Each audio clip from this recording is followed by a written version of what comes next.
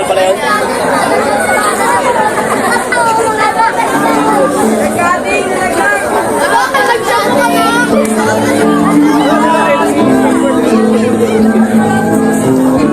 Magandang gabi sa inyo pagkakaisa.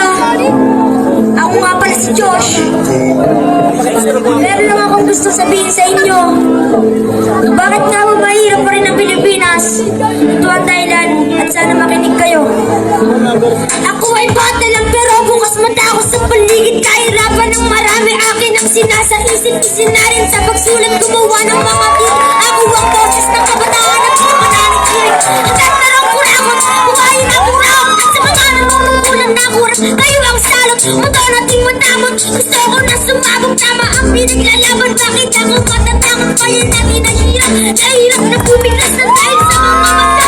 Galing na ang bumiglas, malapit na eleksyon. Magaganda yung tumbono, pero pag kami ng problema, wala. Nakakabobo, diba? Bakit di nga matugunan? Huwag na kahit mapanggap na parang walang alam. Tungkulin na parang ba, hindi kahit kapanan. Sinusulit ang minuto, hindi na mahalaga. Kasi nagkaroon ang alam.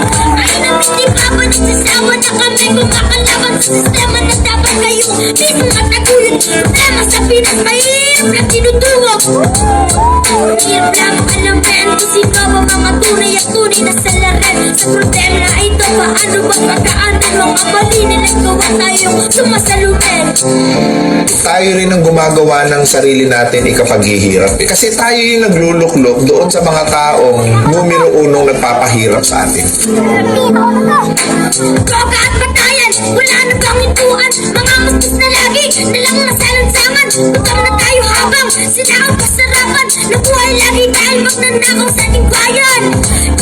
Di ko pa pa napupuna pero ang kahirapan din ang po dahil sa kanila. May mga magulang na hirap kumanap ng trabaho. Ang mga tao na parang wala na mga plano-plano. Baka lang ako at wala mo pong kontrol. Pero isipin ko yung naisip ko ba kayo mga kawawa nasan ko? Dahil sa mentalidad ng kabataan na akala madali lang ang lahat. Sige pa flex na walang ka. Dahil balance kong tabi. Kapag okay na lahat, ayun din pa mo susunod. Kapag nabukas naman ang gagawin din na alam. Obligasyon mabuksan sa magulang na naman. O kaya pag di na kaya magbibenta ng laman. Bile-bile ng mga suki, presyo ay limang daan. Huwag ka sanang masaktan sa aking mga nasabit. Lahat tayo tao lang na merong hinanakit. Pero di yung dahilan para sumuko sa yung plano. Palaga ng bawat tamo lahat tayo mananal. Pero di yung dahilan para sumuko sa yung plano. Palaga ng bawat tamo lahat tayo mananal.